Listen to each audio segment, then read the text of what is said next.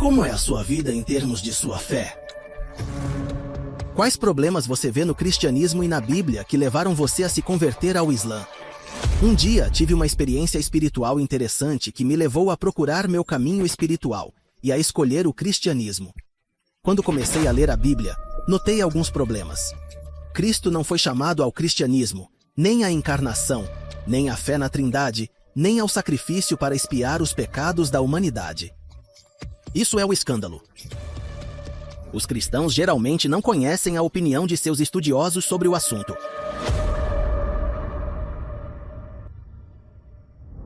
A paz esteja convosco, meu irmão Paul Williams. Estamos muito felizes em recebê-lo aqui. Estou feliz por estar aqui. Muito obrigado. Vamos começar a apresentar você. Você pode falar um pouco sobre sua vida? Vou dizer muito brevemente que nasci no bairro de Essex, no leste de Londres, onde morei há alguns anos. Atualmente, eles estão produzindo conteúdo sobre blogs teológicos que se concentram nas religiões abraâmicas, judaísmo, islã e cristianismo de uma perspectiva acadêmica. Ela cresceu em uma família cristã impiedosa e estudou teologia cristã na universidade. Como cristão, também estudei filosofia na faculdade, mas eventualmente me converti ao Islã e graças a Deus estou aqui hoje. Como era sua vida de fé antes do Islã? Tornei-me um cristão nascido de novo no início dos meus 20 anos. E depois de sua plena maturidade, eu sou mais do que um cristão de nome. Você leva a minha religião a sério. E é uma experiência espiritual interessante. Um dia isso me levou a buscar o meu caminho espiritual e escolhi o cristianismo, porque era a religião da minha família, cristã nominalmente. Então me tornei cristã e hesitei em ir para uma igreja evangélica. Eles vão à igreja o tempo todo e acreditam que Jesus é o Senhor, assim como eu acredito. Eu li a Bíblia com muita atenção. E isso durou muitos anos. Mas antes de se tornar cristão, você era ateu, é verdade. Antes de se tornar cristão, você era ateu. Na minha década de 20 e 20, lembrei de voltar de bicicleta de uma festa à noite em Londres onde morava. E então vi uma bela igreja não muito longe. E, por curiosidade, decidi entrar. Olhei e sentei-me atrás. De repente, eu senti essas forças poderosas, um grande poder de amor, guiado pela gramática, mas eu não reagia. Bem, não na verdade. Eu não agradeço e sei que se eu ficar mais um pouco vou desmoronar. Foi uma sensação muito forte, então saí imediatamente. Eu não acho que seja um sentimento que vem do poder de Cristo ou algo assim, mas é apenas uma coisa chocante que eu coloquei na próxima semana, na esperança de repetir a mesma experiência. Mas nada aconteceu e percebi que era uma experiência espiritual que me colocou em uma jornada de fé e vida espiritual. Porque você é um cristão nominal, você decidiu ir à igreja. Claro, eu não sabia nada sobre o Islã, então me tornei cristão. Finalmente. Quando comecei a ler a Bíblia, notei alguns problemas, mas era a única religião popular na cidade. Eventualmente descobri o Islã, ou melhor, a orientação de Deus, que ofereceu soluções para alguns dos problemas que eu enfrentava como cristão, e, portanto, mudei minha religião. Quais são os problemas que você vê no cristianismo e na Bíblia que o levaram a se converter ao Islã? Tento agora falar sobre o que a pesquisa científica diz e o que os historiadores descobriram. Eu acredito que Jesus não chamou o cristianismo porque ele não veio para estabelecer a igreja, e nenhum dos evangelhos, exceto um evangelho, menciona que Jesus não menciona a igreja em nada. Ele se opõe à hipocrisia e defende a boa vontade, a sinceridade, o amor a Deus, o amor ao próximo, etc. O que é mais parecido com o movimento de avivamento do movimento de avivamento espiritual no judaísmo. Então a religião de Cristo pode ser chamada de judaísmo ou religião dos israelitas. De acordo com a grande maioria dos historiadores, ele não pregou a encarnação, nem a Santa Trindade, nem o seu próprio sacrifício para expiar os pecados. O problema com o cristianismo é a ideia de que Deus encarnado em Cristo como homem. Esse é o pensamento mais tarde. Não existe nos ensinamentos de Cristo, apenas no Evangelho de João, o último evangelho escrito antes de Mateus, Marcos e Lucas, e nenhum dos evangelhos trata da encarnação. No último evangelho, o Evangelho de João, apenas um evangelho menciona a encarnação, dizendo que ele é a luz do mundo, ou que ele veio antes de Abraão, ou que ele é a ressurreição da vida, ou que ele é a luz do mundo. Todas essas palavras que envolvem a glória pessoal de Jesus existem apenas em um evangelho, e se olharmos para os evangelhos anteriores, vamos ver que Jesus nunca falou assim. Ele fala de Deus e arrependimento, Deus é diferente de Jesus, ele não é a mensagem. Mas Deus é definitivamente o mensageiro. Mas ele não é Deus. E as coisas se tornam mais difíceis e complicadas no Evangelho de João, que começa com a seguinte frase, onde Cristo aparece em alguma identidade divina. No princípio era a palavra, e a palavra estava com Deus, e a palavra era Deus, e a palavra se tornou carne, e se tornou homem entre nós. Todos esses pensamentos chegaram tarde demais, embora Jesus já estivesse dizendo essas coisas maravilhosas em todos os lugares, como João afirmou. Então por que é que ninguém mais me contou? Temos um evangelho anterior, como o evangelho de Lucas, e em todo o evangelho de Lucas, Cristo nunca falou assim. Ele não falou muito sobre si mesmo, mas sobre Deus. Não se chamou de Deus. Ele era apenas um profeta. Ele nunca disse que ele era o caminho, a verdade, a má vida. Ou seja, os cristãos usaram o evangelho de João mais do que qualquer outro evangelho. Por exemplo, um missionário americano que eu conheci em Londres há alguns anos me disse que Jesus disse que ele era a luz do mundo. E ele disse, provavelmente ele não disse isso, porque isso não é história, isso é escândalo. É preocupante que os cristãos geralmente não conhecem o que seus estudiosos pensam sobre o assunto. Se os evangelhos contêm histórias inventadas, como podemos acreditar neles agora? Se Jesus não pregasse a Trindade, se ele não acreditasse que ele era o Filho de Deus encarnado, eu acharia isso uma ameaça à minha fé como cristão. Mas esse não é o problema. Esta é a verdade histórica primitiva de Cristo, ou a confiabilidade do Evangelho. Isso não se baseia apenas na suspeita, mas na existência de evidências, muitas vezes sem evidências de sua confiabilidade. Quando você encontra essas contradições no cristianismo, o que você pensa sobre o Islã? Você tem um preconceito? Como cristão, eu desenvolvi medo do Islã. Medo dos muçulmanos aumentou após os eventos de 11 de setembro, etc. Mas decidi descobrir pessoalmente a verdade sobre o Islã, conversando com muçulmanos. Mas eu não conhecia nenhum muçulmano, então entrei na Mesquita Central de Londres, conversei com muçulmanos, li o Alcorão em inglês e descobri o verdadeiro Islã, o que me surpreendeu porque ofereceu uma maneira mais autêntica de compreender o conceito de Deus do que eu entendi como cristão. Eu não percebi que havia outra alternativa, eu não percebi que o Islã também honra Jesus e sua mãe, uma imagem alcorânica completa, nomeada em homenagem a Maria, ou Maria em inglês. Foi assim que comecei no Islã. Quais outras respostas você encontrou no Islã e não no cristianismo? Podes dizer-nos? Encontrei respostas a algumas perguntas profundas que ainda assombram os teólogos e bispos cristãos nos mais altos níveis. Por exemplo, o dilema dos cristãos com o sofrimento e o mal no mundo, pensando que Deus é tão amoroso, e então eles têm pensamentos como por que as pessoas morrem de câncer? E o terremoto? Eu já ouvi o arcebispo de Canterbury, Justin Webley, falar sobre isso, e ele não tem resposta.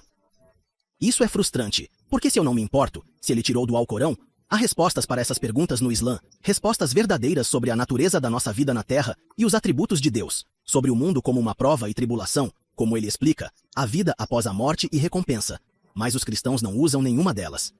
Eu não me importo que ele pegue emprestadas essas respostas do Alcorão, porque o Alcorão também fornece respostas para perguntas sobre a verdade de Jesus. Quem é Jesus?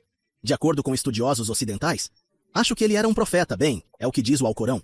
Além disso, eu acho que foi Cristo que também nos ensinou o Alcorão. Ele não acredita que foi Deus que nos ensinou o Alcorão. Ele não apelou à fé na Santa Trindade ou na Encarnação. Ele não fundou a Igreja e, de acordo com os historiadores, os muçulmanos também não acreditam que ele fundou a Igreja Católica. Então há uma semelhança surpreendente entre as últimas pesquisas ocidentais e o que o Alcorão diz sobre Jesus Cristo. Eu acho que é um milagre. O Alcorão raramente é falado.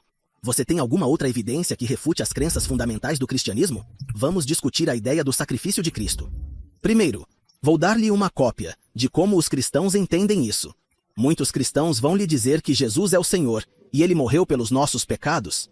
Eu acharia isso interessante. Isso significa que Deus morreu pelos meus pecados? Eu tenho uma pergunta, de acordo com a Bíblia. O Senhor é imortal? No entanto, eles acreditam que Cristo morreu pelos nossos pecados. Eles vão hesitar e lhe dizer que o Senhor não morreu, mas sua carne está morta. O Cristo da humanidade morreu pelos nossos pecados. Quanto? Isto é divertido. Ou seja, você acredita no sacrifício humano, que é o bom caminho para se reconciliar com a ideia do Senhor. É uma expiação, e eles vão dizer-lhe que não é um sacrifício humano. Então qual é a verdade? Porque Cristo é homem, e é um sacrifício para os nossos pecados. É isso que eles dizem. Cristo não prega sacrifício humano em todos os lugares, mas prega o Senhor misericordioso e amoroso. Então é um problema e o outro é a Santíssima Trindade. Há dois problemas. Primeiro, Jesus nunca soube e seus discípulos não acreditaram. Em segundo lugar, eles dizem que o Senhor é um, mas o Pai é o Senhor, o Filho é o Senhor e o Espírito Santo é o Senhor. Eles são três, mas eles pensam que é um. O quê? Como pode o Pai ser um Deus perfeito, o Filho um Deus perfeito e o Espírito Santo um Deus perfeito? Isso implica a existência de três deuses, e a ideia da Santíssima Trindade evoluiu lentamente ao longo dos séculos. No início foi a ideia da existência de Deus Pai. Então surgiram outras perguntas. Para o Senhor, quem é Cristo? Especialmente no segundo século, surgiu a ideia de que havia algum tipo de conexão entre Cristo e o Senhor, que o Senhor era Deus, mas de alguma forma Cristo era Deus. Mas a coisa mais importante aconteceu no terceiro século no Concílio Turco de Niceia, e somente no Concílio de Niceia, os bispos decidiram formalmente sob o imperador Constantino. Pai e Filho compartilham a mesma essência, ou homoousios. A primeira parte significa como. A segunda refere-se à substância. Pai e Filho têm a mesma essência. Ou seja, Cristo é o Senhor, dizem muitos. E o que o bispo está dizendo é sobre a Santa Trindade, mas não é verdade. O Concílio de Niceia não mencionou a Santíssima Trindade. Este é o complexo que foi criado mais tarde em Constantinopla e Dúnia. Eles falam sobre a relação entre pai e filho em Niceia. O único versículo da Bíblia que menciona a Trindade é falso. Está nos versículos 5 a 7 do primeiro versículo do Evangelho de João. Se estudarmos a Bíblia moderna, descobriremos que a maioria das Escrituras omite isso. Ele diz que são os três pais, a Palavra, o Espírito Santo e o Espírito Santo que testemunham no céu. Mas este versículo é uma fabricação. E todos, exceto os fundamentalistas, concordam que foi adicionado à Bíblia. Eu disse se Mateus, Marcos, Lucas e João escreveram a Bíblia. Você tem um registro histórico dessas pessoas? Ou são anônimos? Como eu disse corretamente, há o Evangelho de Mateus, por exemplo, o primeiro livro do Novo Testamento, que nunca é mencionado, e os escritores cristãos com quem falei discordam comigo sobre isso. Então, eu disse a eles que vou esperar e pedir que deem uma passagem de qualquer um dos evangelhos onde o nome do autor é mencionado, e eles me respondem confirmando que há uma passagem e isso é mencionado no Evangelho de João. Então eu disse a eles que vou esperar e dar-lhes a Bíblia e pedir-lhes que me mostrem o texto que explica isso. Eu sempre sei, porque é como um jogo de xadrez. E eles voltam para mudar de assunto, evitar mudar de assunto porque o nome da pessoa que escreveu esse evangelho não é mencionado no Evangelho de João. Mas eles acreditam nisso, porque é o que lhes foi dito, com tais escrituras e crenças infundadas. Por que ainda tantas pessoas simplesmente seguem o cristianismo? Porque eles simplesmente não sabem que é um problema? Muitos cristãos são pessoas instruídas. Eles podem ter diplomas em química, contabilidade, estudos de mídia, etc. E eles não são estúpidos. Mas o problema é a maneira como a igreja lhes ensina a religião. Eles não são ensinados uma compreensão avançada da Bíblia. Pastores, servos que ensinam ou pregam em universidades, que sabem, por exemplo, que o Evangelho de João é o menos confiável da história dos 4 evangelhos. Então, como é que alguém que usa roupas de igreja não conhece esse fato? Muitas razões foram dadas, e o estudioso americano Bart Ehrman discutiu isso. Alguns pastores não querem perder seus empregos. Não querem dizer aos crentes que o Evangelho é verdadeiro, falso, ou que não querem incomodar suas comunidades cristãs. Ou eles podem não saber como transmitir essas ideias, ou eles podem simplesmente querer escapar disso, mas por qualquer razão, eles simplesmente não estão dizendo a verdade, ou eles podem saber e viver da maneira que eu sou cristão por um longo tempo. Eu acredito. Mas eu tenho muitas dúvidas e continuo fazendo isso, porque se o cristianismo não é verdadeiro, o que posso fazer? Por que então alguns cristãos encontram paz interior quando se tornam mais fiéis? A maior parte do cristianismo é verdade. Os cristãos acreditam em um único Senhor, mesmo falando da Santíssima Trindade. Eles acreditam nos anjos e no dia da ressurreição. Acreditam que Deus criou os céus e a terra. Acreditam que Deus enviou Moisés e todos os profetas, etc. É mais como um iceberg. Há uma manga gigante debaixo d'água que representa o que eles acreditam e nós acreditamos. Nós, como muçulmanos. A diferença é o topo da montanha, que é pequeno, que gira em torno da Santíssima Trindade, da encarnação e da expiação, algo com o qual não concordamos. Isso não quer dizer que todo o cristianismo esteja errado. As coisas são muito mais complicadas. Eu acho que muitos cristãos, quando oram ao Senhor, oram ao Pai Celestial. Só que, na verdade, eu ouço muitos cristãos dizer isso. Eles não têm certeza de Cristo. Eles podem formalmente acreditar que Ele é o Senhor. Mas eles realmente oram ao Pai Celestial. Então eles são realmente monoteístas. E eles muitas vezes agem de uma maneira mais islâmica na prática. Então eu acho que muitos deles encontram paz interior porque, na verdade, se todos acreditam como eu que Deus é misericordioso, Ele tenta guiar as pessoas até mesmo de outras religiões para a verdade. Mesmo nessa crença, longe da empresa, por exemplo, eu acredito nisso porque acredito que Deus se preocupa com as pessoas no Alcorão. Jesus, que Ele descanse em paz, anunciou a chegada do último profeta, nosso mentor Muhammad, que a paz e a bênçãos de Allah sejam sobre ele. Você já se deparou com uma mensagem como esta ao ler a Bíblia?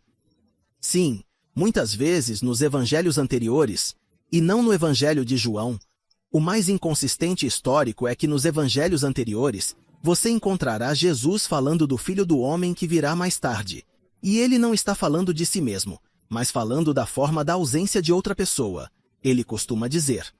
Os americanos dizem que Jesus estava falando de outra pessoa e que a palavra Muhammad não é mencionada na língua do Novo Testamento. É claro que, apesar de estes evangelhos terem sido distorcidos e alterados, ainda podemos ver uma forte sugestão de que Jesus estava falando de outra pessoa. Há registros históricos sobre isso, e até mesmo em seu Evangelho João 14, nós vemos alusões de outra pessoa, não Cristo, que voltará mais tarde. Então essas alusões estão nos evangelhos anteriores e nos evangelhos atuais. O que o levou a acreditar que o Islã representa toda a verdade. O que descobri, e surpreendentemente me surpreendeu, foi a vida do nosso profeta Muhammad, que a paz e a bênçãos de Deus sejam sobre ele.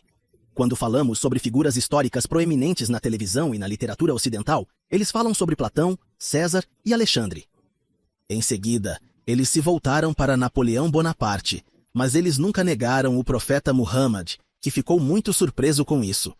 Ele veio do mesmo lugar que Jesus e Moisés, mas eles o ignoraram. Se olharmos para sua biografia bem documentada e sua vida, isso não é um mito. Sabemos que ele realmente existiu, que é o ser humano mais extraordinário de todos os tempos. E tudo o que eu aprendi sobre esse homem parece familiar com o que eu li no Evangelho de Lucas ou Mateus. Por exemplo, eu acho que há muito mais no Evangelho. Então, quando eu vi os ensinamentos do nosso mentor Muhammad, eu reconheço as características de um verdadeiro mentor espiritual. E esse é o problema da minha conversão ao Islã, porque eu vi uma conexão entre Jesus e Muhammad. Se Jesus é um profeta, então Muhammad também. Se Moisés é um profeta, então Muhammad também deve ser, porque eles são profetas. Isso é intercambiável. Eles são ambos líderes de seu povo e exército. Eles são legisladores e professores espirituais. Eles são todos os pais da religião. Mas a diferença entre eles é que Moisés foi enviado aos filhos de Israel e Muhammad. Que a paz e a paz de Allah sejam sobre ele. Ele foi enviado a toda a humanidade. Uma das coisas que mais te impressionam sobre nosso profeta, que a paz e a bênçãos de Allah estejam sobre ele, é o dia em que ele e seus companheiros e sua nação entraram em Meca, quando finalmente a recuperaram e a conquistaram, e a forma como ele tratou seus inimigos. Muitos ocidentais têm uma visão muito negativa do Islã. Todos eles acreditaram no profeta Muhammad, que a paz e a bênçãos de Deus sejam sobre ele, massacraram seus inimigos e assim por diante. O que fez nosso mestre Yusuf, quando ele era o segundo homem mais poderoso do Egito, e seu irmão o traiu e o vendeu como escravo, deixando-o para morrer? Como ele os tratou, perdoando-os e misericordiosamente. Este é o exemplo mencionado explicitamente pelo profeta, quando ele conquistou Meca de sua posição de poder absoluto e a libertou das mãos livres do politeísmo. Ele poderia ter destruído, mas não o fez, mas mostrou-lhes misericórdia. Isto é uma característica do caráter do profeta, e eu gostaria que o Ocidente soubesse disso. O mundo islâmico sabia disso, mas o mundo ocidental não sabia disso. É lamentável não saber nada sobre isso. Qual era o seu propósito na vida antes do Islã? E então o que ele se tornou? De alguma forma, meu propósito de vida antes do Islã ainda é o mesmo agora. Procurar a verdade onde quer que eu a encontre. Eu não acho que eu deveria procurar a verdade fora do Islã, mas eu ainda procuro a verdade no Islã. Antes disso, eu ainda estava procurando, mas agora cheguei ao meu estado estável, mas ainda estou procurando na minha luz, naquela grande percepção e conhecimento. Estamos testemunhando o crescimento do ateísmo no mundo de hoje. Muitas pessoas estão deixando o cristianismo, especialmente na Grã-Bretanha e na Europa. E quando você vê isso, A mesma coisa pode acontecer com o Islã? Tenho uma colega acadêmica, a professora Linda Woodhead, professora na Royal University of London, e uma destacada especialista em estudos sociais e religiosos no Reino Unido. Comentando o censo divulgado há 2 meses, ela disse que a religião no Reino Unido está em declínio, vem em declínio contínuo há décadas, e deve continuar em declínio. Mas a única religião que não está em declínio é o Islã. Eu estava em Birmingham há 2 dias, onde conversei com esse homem, Assar Rashid, autor do livro Islã, Respondendo ao Ateísmo, que eu recomendo para ler. A propósito, Birmingham é a 2ª maior cidade do Reino Unido, e ele me disse que cerca de 40% da população de Birmingham. Eles se tornaram muçulmanos, o que é uma proporção muito alta. A primeira geração de muçulmanos chegou nos anos 50 e 60, e eles não eram muçulmanos muito religiosos. E então eles tiveram filhos. Então eu falei a ele sobre a professora Linda Woodhead, sobre o declínio da religião, o ateísmo e a ascensão do materialismo. E os jovens muçulmanos em Birmingham, a 2ª maior cidade do Reino Unido, eles jejuam e oram? Ele me disse que eles são mais religiosos do que seus pais. Então o que estamos vendo na Inglaterra são muçulmanos. Os jovens aderem à sua religião, fazem 5 orações, são mais religiosos do que suas famílias, o que é uma coisa surpreendente. Alguém que conhece muito bem a Alemanha me falou sobre a situação lá, porque eu acho que a situação na Inglaterra é boa. Ele me disse que o mesmo aconteceu na Alemanha e em muitos outros lugares.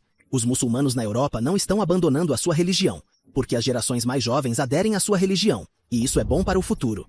O que você quer dizer para encorajar? Incentivar quem assiste a este vídeo e pensa em se converter ao Islã? Mas ele está hesitante. Um homem que eu conheço que é pastor de uma igreja na Inglaterra, onde foi pastor por algum tempo, disse que quando se converteu ao Islã, ele descobriu uma fraternidade e amizade que nunca havia experimentado antes. Eu também descobri isso quando ele era cristão. Você pode encontrar alguma amizade nas igrejas cristãs, mas a profundidade da fraternidade entre muçulmanos é totalmente diferente. Quando você se converter ao Islã, você saberá que não estará sozinho e que terá uma família global. Mas o quê? O Islã também é uma oportunidade de relacionamento e comunicação com nosso Criador. Temos um propósito de existência. Aqui, nós não somos criados para desfrutar da vida material. Só que as pessoas na Grã-Bretanha e nos Estados Unidos são muito materialistas, o que as distrai do que realmente importa. Um empreendedor não muçulmano que trabalha como formador de empreendedores publicou ontem um artigo no site LinkedIn, em que afirma que recuperar e manter a saúde requer resistência ao estilo de vida contemporâneo, que ele quer dizer, especialmente, pode levar a um aumento significativo nas taxas de obesidade e doenças mentais. O estilo de vida ocidental que hoje é exportado para o resto do mundo nos trouxe doenças mortais, como a obesidade. Estive no Bahrein no ano passado e descobri que a obesidade é a principal causa de morte neste país, onde as pessoas começaram a seguir um estilo de vida consumista do Reino Unido e dos Estados Unidos. Isso não aumentou a incidência de doenças mentais. O que isso tem a ver com o Islã? O jejum é importante. É isso. Ajuda a restaurar e apertar o corpo. Ajuda a melhorar a saúde e a aptidão física. Aumenta a imunidade contra várias doenças e melhora a saúde mental. O jejum faz parte da suna do profeta, pois o profeta, que a paz e a paz de Alá sejam sobre ele, jejua todas as segundas-feiras e quintas-feiras de cada semana, e os muçulmanos fazem isso há séculos. Quanto às doenças mentais, elas decorrem principalmente da nossa obsessão com o mundo, nossa obsessão com o materialismo, o consumismo e o TikTok, e o Islã nos deu relacionamentos mais profundos e mais gratificantes. O que realmente importa para nosso Criador é que, como o Islã nos ensina, esta vida é apenas um prazer temporário, e que nosso verdadeiro objetivo reside nesta vida na próxima vida. O Islã é uma religião e um modo de vida completo, que inclui aspectos psicológicos, físicos, nutricionais, espirituais, econômicos e políticos, mas muitas pessoas ignoram isso e não o seguem. Como podemos aconselhar qualquer um que queira aprender sobre o Islã a procurá-lo? Uma pesquisa na internet é suficiente? No Google, eu não recomendo usar o Google, porque mesmo que ele dê bons resultados, você vai encontrar muitos resultados ruins. Como você pode distinguir um resultado bom de um resultado ruim se você não sabe nada sobre o assunto? Então, como eu gosto de livros, recomendo lê-los, especialmente este livro. O livro foi escrito por Jonathan Brown e é intitulado A Disputa Sunita, o legado do profeta, os desafios e as opções de interpretação. Esta é uma excelente definição do tema do Islã e do Alcorão, e da prova de sua autenticidade. Ele também fala da nobre biografia do profeta e da Sunnah, bem como da interpretação do Alcorão e das 4 escolas de jurisprudência. Finalmente, o que você gostaria de dizer aos cristãos que o seguem? Eu diria a eles que Cristo não afirmou ser Deus no Evangelho, mas chamou a adorá-lo. No Evangelho, Deus é diferente de Cristo, e o próprio Cristo disse isso. No Evangelho, um homem veio a Jesus e lhe disse: Bom professor, que boas obras devo fazer para ter a vida eterna? Jesus disse, segundo o Evangelho de Marcos: Por que me chamais justo? Ninguém é bom além de Deus. No primeiro Evangelho, Jesus negou que ele era Deus, mas o Islã o associou a Jesus Cristo neste ponto. Então venha ao verdadeiro Cristo, e você o encontrará no Islã, e não no que você chama de cristianismo.